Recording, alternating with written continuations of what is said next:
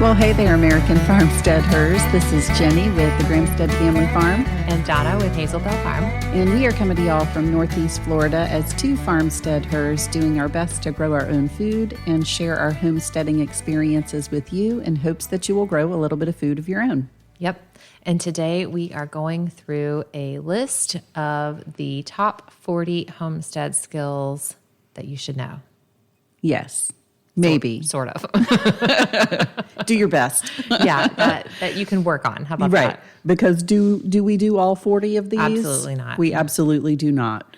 I think that's a really good thing to kind of state at the front of this is nobody can do it all. None of us can do it all. Even, if there's 4 in your household and you're all pulling your weight at doing the homestead thing and learning the skills, you can't do everything. No, you can't do everything. But maybe you have another homesteader friend that is doing that one thing that you're not doing. Yeah. That y'all can trade. Swap, like barter. Yeah. One of the things on the list that stuck out to me that we just don't do, we don't reload our own ammo. No, we don't either. But we have a very good friend who reloads ammo. Yeah. My uncle reloads ammo, and he's not a homesteader at all. Right. Yeah. So that's a good thing to keep in mind. You can't do it all, but these are all things that to strive for. And maybe some of these things will just spark your interest in what you can do at home to level up your skills. Yeah. Right? What are you going to learn next? Yeah. Yeah. So at the top of the list, and some of these are going to be like pretty obvious. Okay. Like the number one is growing food, like growing a garden. Okay. Yep. Check. Doing it. And I think that's kind of like a given homesteading skill. Well, that's the center to me. Like that's why we do what we do is it's all about growing food. Every part of my day is about growing food. Yeah. Yeah. Pretty much. I mean, everything that we do around here, it's all centered around what's going to be on the dinner table for the most part. Or lunch or breakfast. Yeah. Yeah.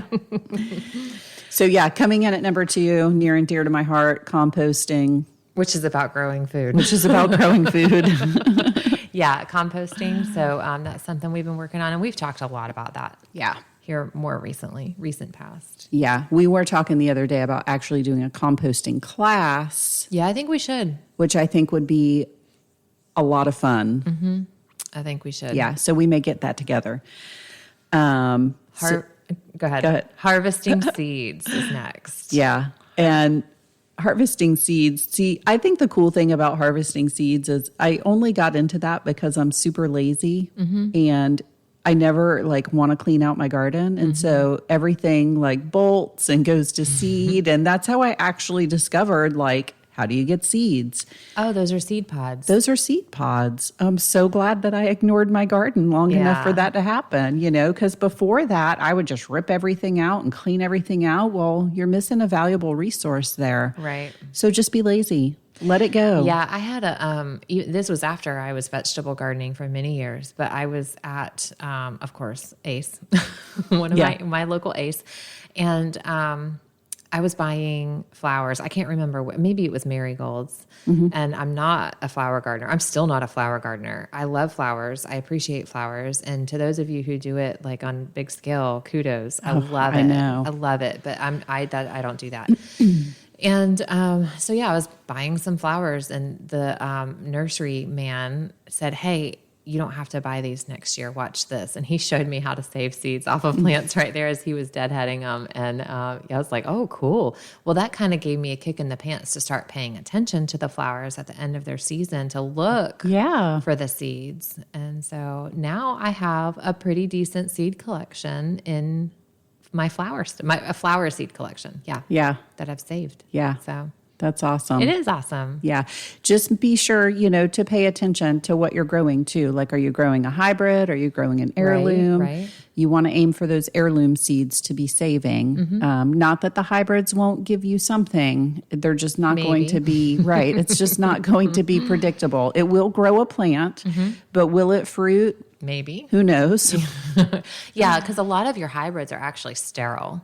The seeds will be sterile. Yes. Yeah. My neighbor saved a bunch of, I think it was I think it was cantaloupe seeds that they got from a cantaloupe from the grocery store. Yeah. And they planted them, and it was beautiful. I mean, it was a huge patch. The vines were gorgeous. Yeah. Not one cantaloupe. I did the same with cucumbers this year, and I realized they were saved seeds that I used, and I had lots of vines, lots of flowers. I hand pollinated the flowers, and I still got nothing out of those seeds. So yeah, same kind of thing. And I just had forgotten. It's another skill to add when you're doing your gardening or anything is to take notes.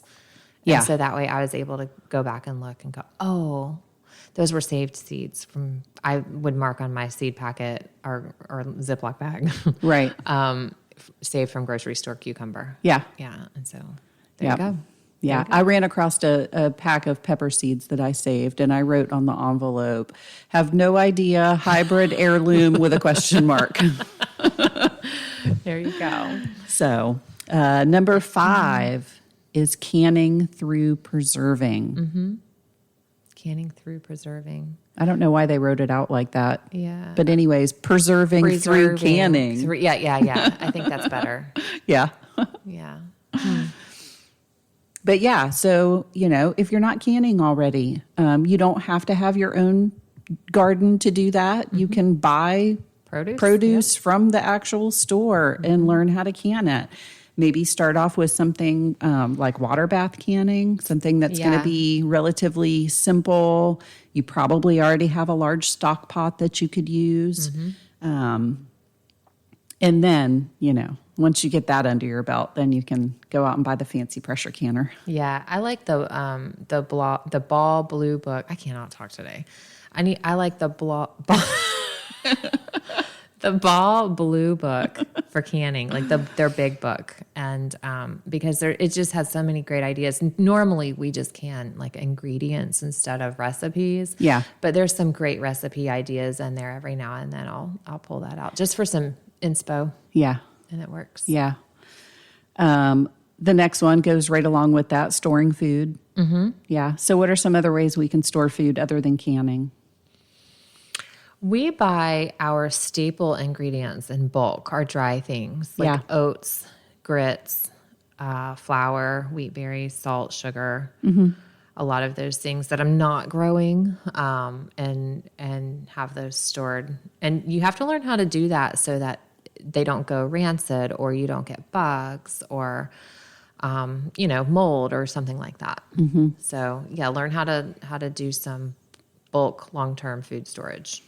Yes. My new thing for that this past year was learning how to water glass eggs. So I've got several of those put up, and it might actually work out pretty good because now my chickens are starting to taper off just a little bit. Mine are just starting to molt. Yep. I have one chicken out there that looks so ridiculous right now. Like, I swear she has 2 feathers on her whole self. She looks terrible. I had somebody pick up milk yesterday who was new to our farm, and they're also new to chickens. So they just now have like their first flock, and they haven't experienced a molt yet. And, of course, mine are like running around like wild little banshees. And she's like, what's wrong with that chicken? I'm sure she thought like, you don't know how to take care of your chickens or something. I said, she's molting. Yeah. Well, and I'm kind of curious, like, is something like picking her feathers off along with her being in molt, because it's that severe. She's like, that naked. She's naked. I'll have to get a picture of her. That's funny. So let's see here. What's next? Oh, using natural remedies. Yeah. What are some things you've used for natural remedies? Well, and it's almost that time of year. Goldenrod season is almost here. Good for allergies. Good for allergies. I picked a bunch of that last year and dried it. It's really good for respiratory stuff also. Right. One of my boys always gets bad respiratory stuff. And last year we were making a tea out of that for him that was working really well. So we saved some dry for tea. And then we have Biden's alba that grows like insane. It's weeds. It's a weed, yeah. And but a very useful weed. So Yeah. that's good for anything hot, anything that's going to give you a fever or an infection, or like a nasty bug bite that's hot. Yeah. Biden's alba is really good for all that. So we dried some of that as well, and elderberry. And you did nettles too. I did nettles last year. Yep. I haven't really used the nettles for anything at all yet, really. I just have a big jar of it sitting in my cabinet. But I read somewhere that nettles is like the go-to if you don't know what to use. It's the cure-all. Throw nettles at it. Nettles is good for allergies. I do know that. I've researched that pretty extensively, and you can use it as a tea.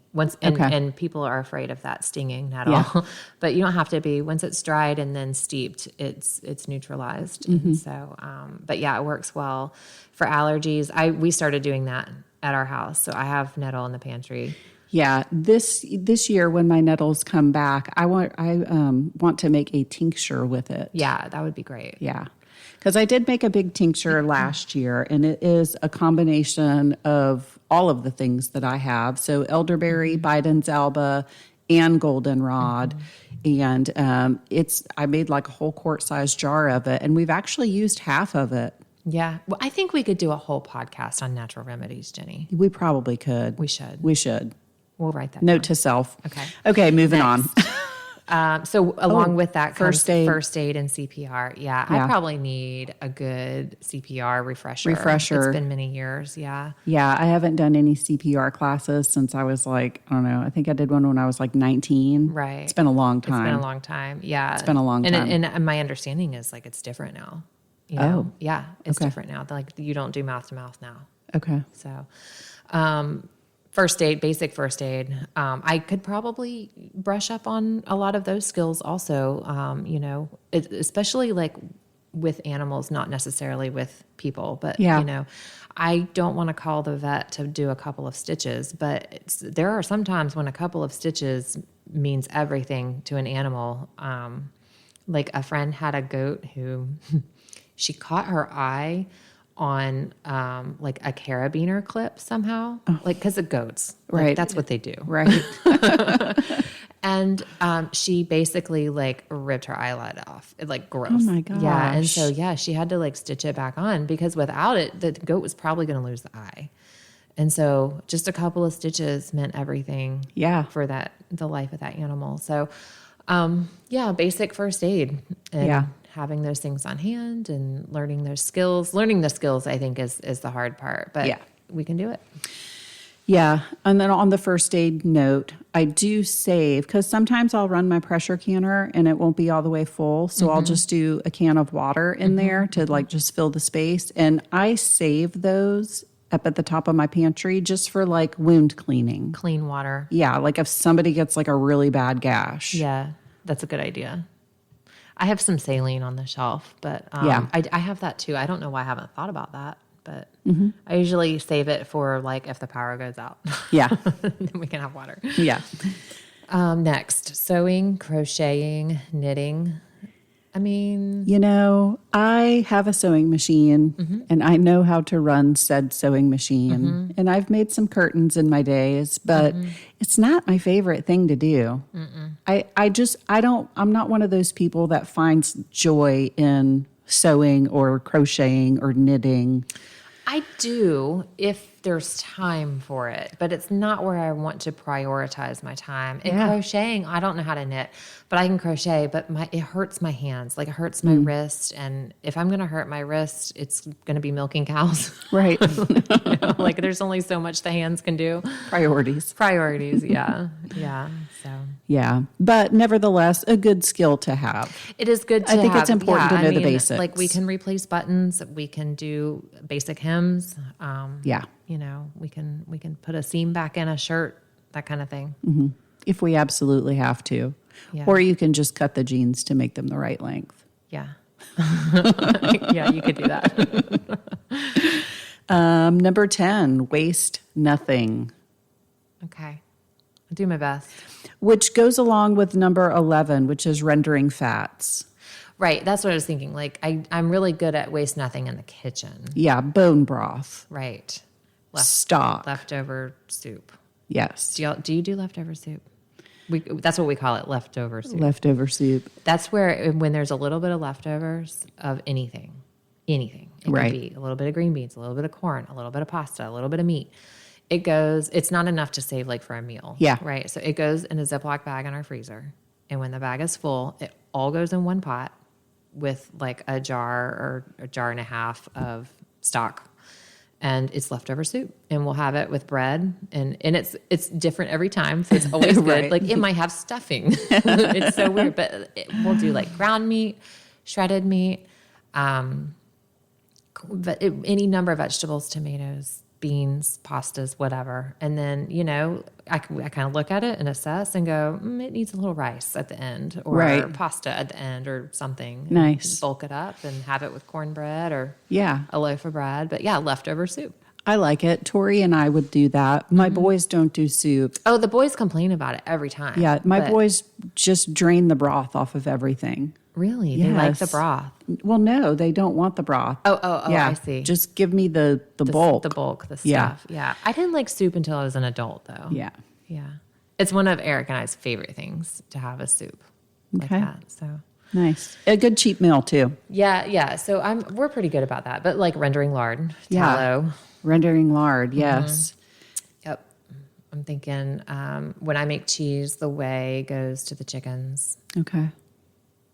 Or you can cook down your whey into ricotta for a true ricotta. Okay. There's all kinds of things you can do to not waste in the kitchen. Your ricotta cheese that you gave me was really good. It's amazing. It was really good. Taryn sat here and ate it with me one night. It's really good. Yeah. So yeah. Yeah, it's good stuff. So yeah, waste nothing points right back to composting too. Exactly. Yeah. Anything that was once alive can go in your compost. Yeah, It doesn't matter if it's cooked food. Yeah. I started a freezer bag yesterday. Yeah, for extra stuff. Like we need to bulk up the compost. Yep. So stockpile a bunch and then you'll have it when you're ready. Waste nothing. Waste nothing. Number 12, defending your home. Whew. Yeah.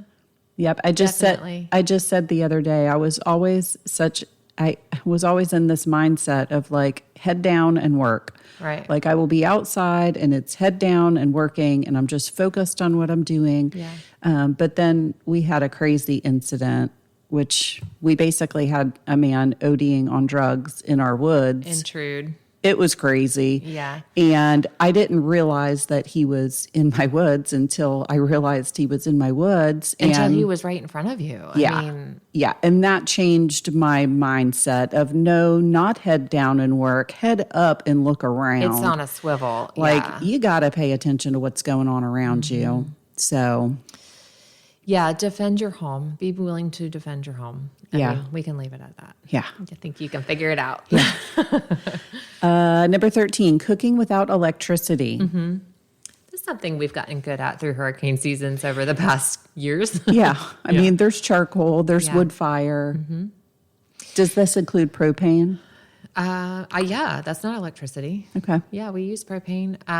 We specifically kept a gas stove in our house when we moved in so Okay. that we could cook without electricity. Yeah. So we work on propane.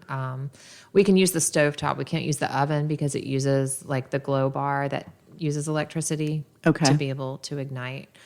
There's no pilot light for But it. hey, if you can use your stovetop, I that's can great. use my stovetop. Yep. Now the manufacturer tells us not to, but Of course. we're smarter than that. They also tell us don't drink raw milk, but we're smarter than that. Yeah. So next, building a fire. Building a fire, which goes with cooking without electricity. Yeah, we can build some fires. Yeah. We got that down. Smoking meats and cheeses. We do Y'all that. do smoked cheese. We do smoked cheese. Yeah, so you need to know how to cold smoke to do cheese and things like Bacon. Yeah, prosciutto if you're going to do that.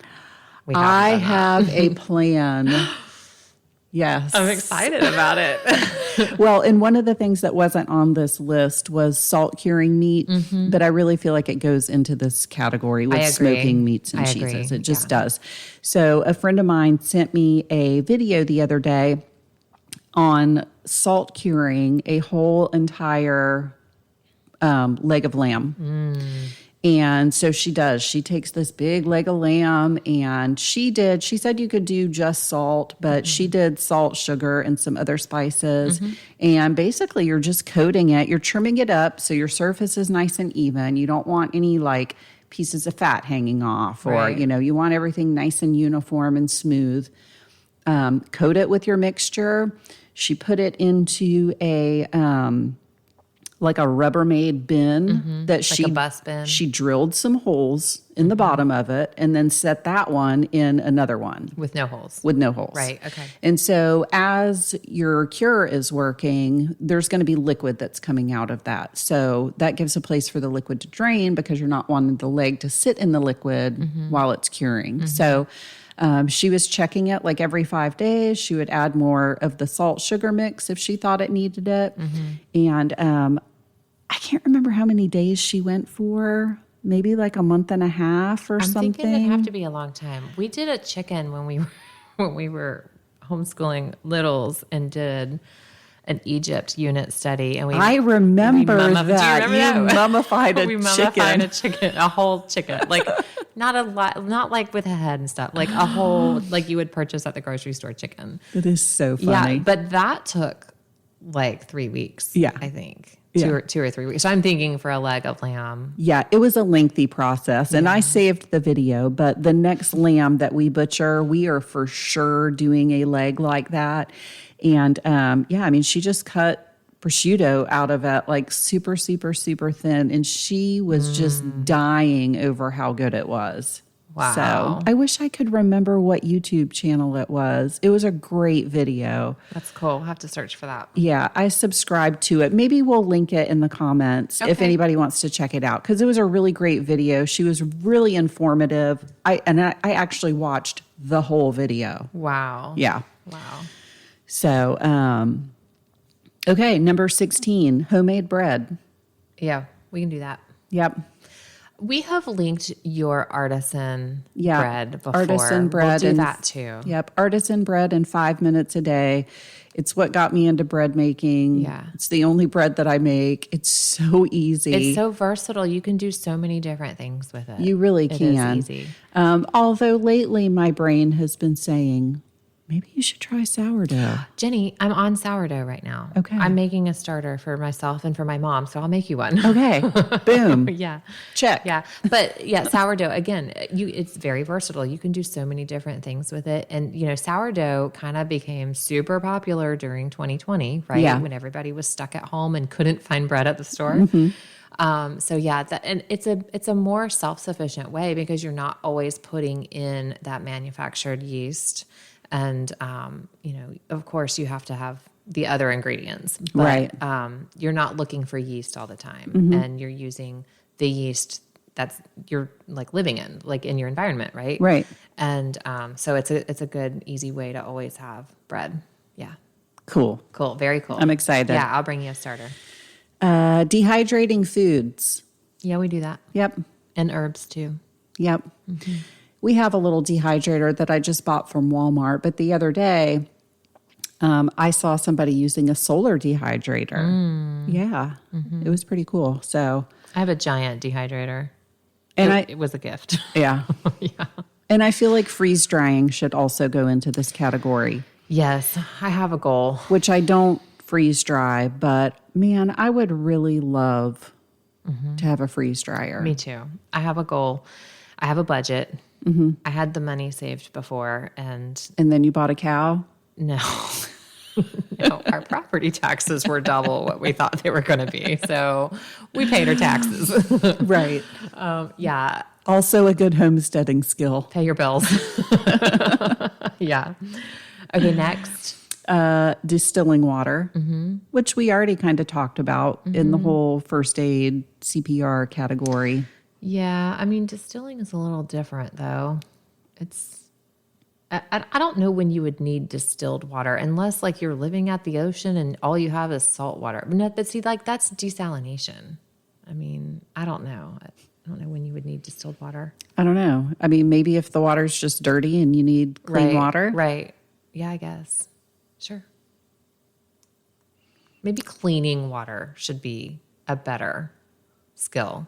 Right.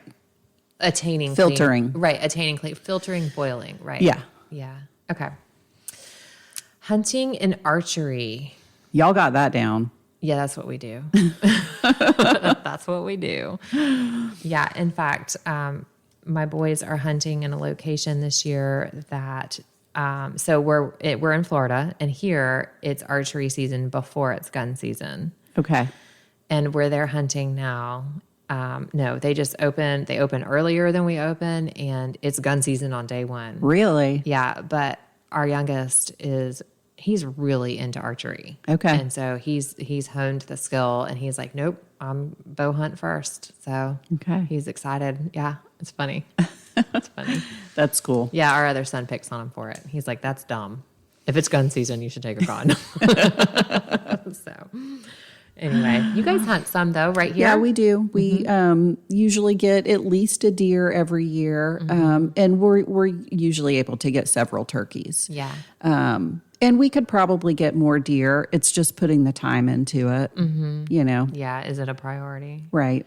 It is for us because it is our lifestyle in our house. Yeah. So it is the priority Yeah. for sure.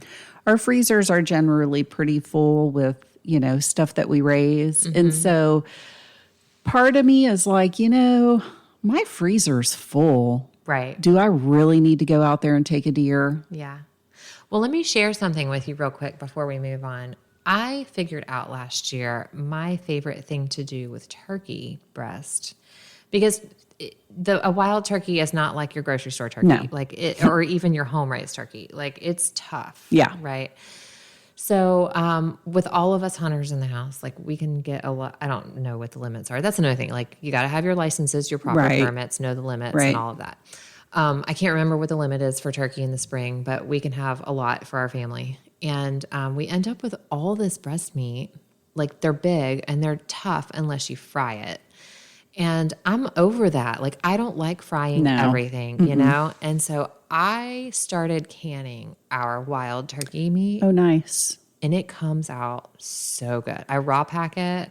Nice. Pint jars. If you're this is our good food preservation thing here, right?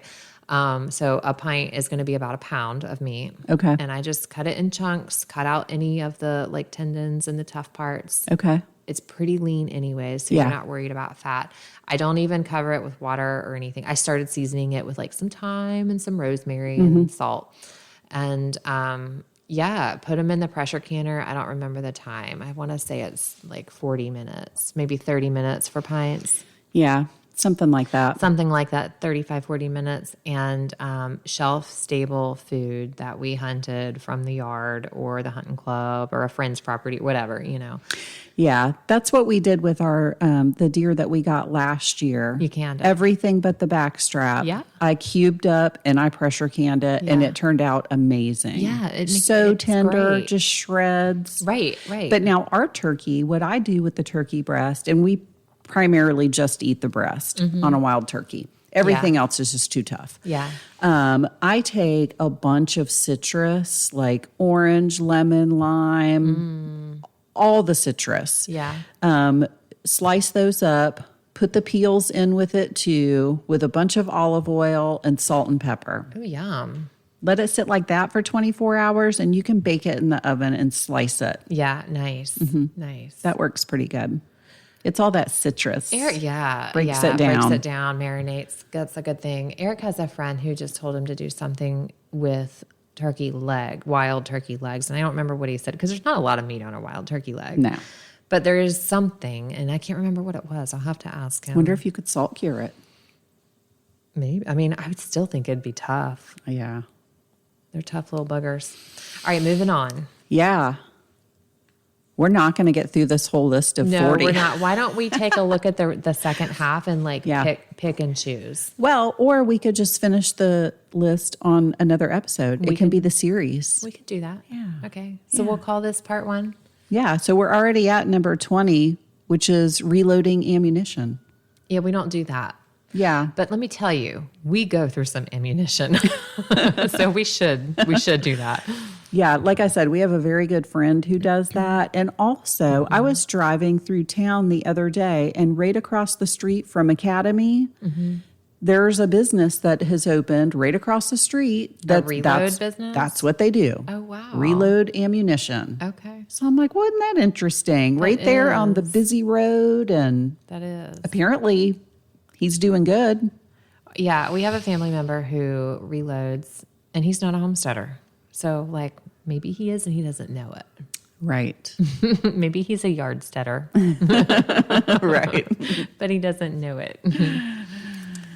Well. So, yeah, I mean, I say that we just cover these last 20 in another episode. Second episode, yeah. I agree. We'll do that.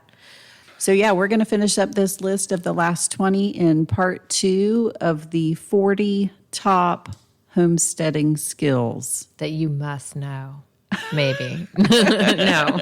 Something to think about anyways. Yeah, absolutely. Yep. All right. Well, thanks for joining us, guys. We will talk to you next week. Yeah, see y'all. Bye.